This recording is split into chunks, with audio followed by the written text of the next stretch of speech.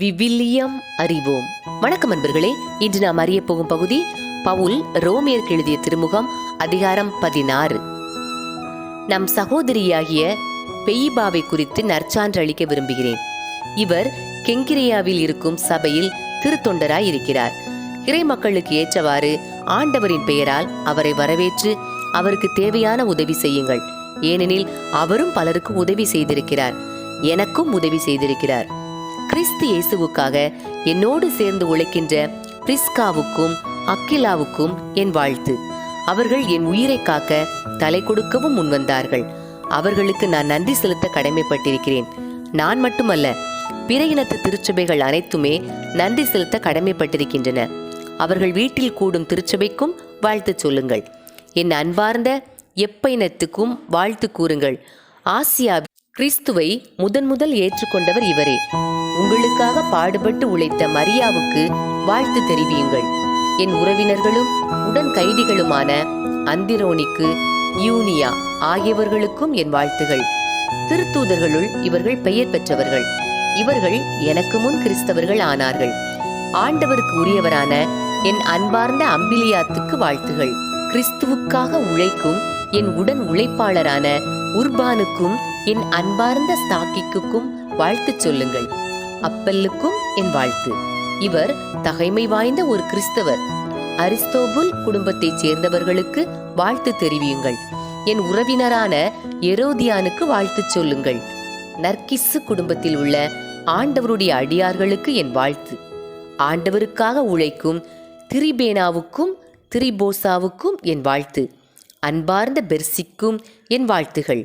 இவரும் ஆண்டவருக்காக மிகவும் பாடுபட்டு உழைத்தார்.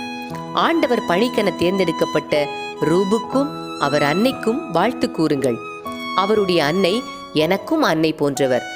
அசிங்கிரித்து, பிலகோன், எர்மசு, பத்திருபா, எர்மா ஆகியோருக்கும் அவர்களோடு இருக்கும் சகோதரர் சகோதரிகளுக்கும் வாழ்த்து கூறுங்கள். பிலலோகு, யூலியா, நேரேயு, அவருடைய சகோதரி ஒலிம்பா ஆகியோருக்கும் அவர்களோடு இருக்கும் இறைமக்கள் எல்லாருக்கும் என் வாழ்த்துகள். தூய முத்தம் கொடுத்து ஒருவர் மற்றவரை வாழ்த்துங்கள். கிறிஸ்துவின் எல்லா சபைகளும் உங்களுக்கு வாழ்த்து கூறுகின்றன. சகோதரர் சகோதரிகளே, நான் உங்களிடம் வேண்டுவது, நீங்கள் கற்றுக்கொண்ட போதனையை மீறி பிரிவினைகளையும் தடைகளையும் உண்டாக்குறவர்களை குறித்து கவனமாயிருங்கள். அவர்களை விட்டு விலகுங்கள்.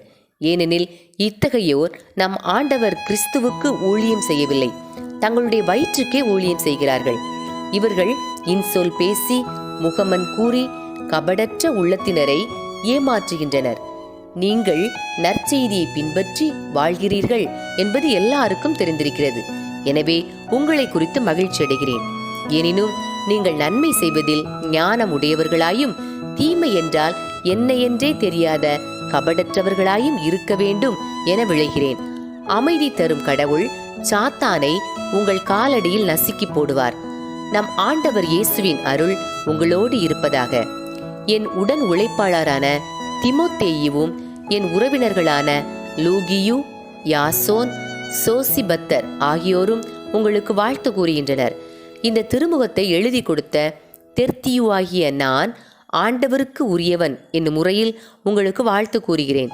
நான் தங்குவதற்கும் சபையினர் அனைவரும் ஒன்று கூடுவதற்கும் தம் வீட்டில் இடமளிக்கிற காயு உங்களுக்கு வாழ்த்து சொல்கிறார். நகரத்தின் பொருளாளரான எரஸ்தும் நம் சகோதரனாகிய குவர்த்தும் உங்களுக்கு வாழ்த்து கூறுகிறார்கள். இயேசு கிறிஸ்துவை பற்றி நான் பறைசாற்றும் நற்செய்திக்கு ஏற்ப வாழ கடவுள் உங்களை உறுதிப்படுத்த வல்லவர். ஊழி காலமாக மறைபொருளாக இருந்த இந்த நற்செய்தி இப்பொழுது வெளிப்படுத்தப்பட்டுள்ளது. இறைவாக்கினர் வாயிலாக இது நமக்கு தெளிவாகியுள்ளது. என்றும் வாழும் கடவுளின் கட்டளைப்படி எல்லா மக்களினங்களுக்கும் அது தெரிய வந்துள்ளது. இதனால் அவர்கள் நற்செய்தியை கேட்டு நம்பிக்கை கொள்வர்.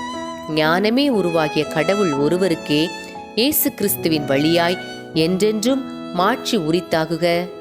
ஆமேன். அன்பர்களே, இறைவார்த்தையோடு பயணித்தோம். இறைவனோடு நம் பயணத்தை தொடர்வோம்.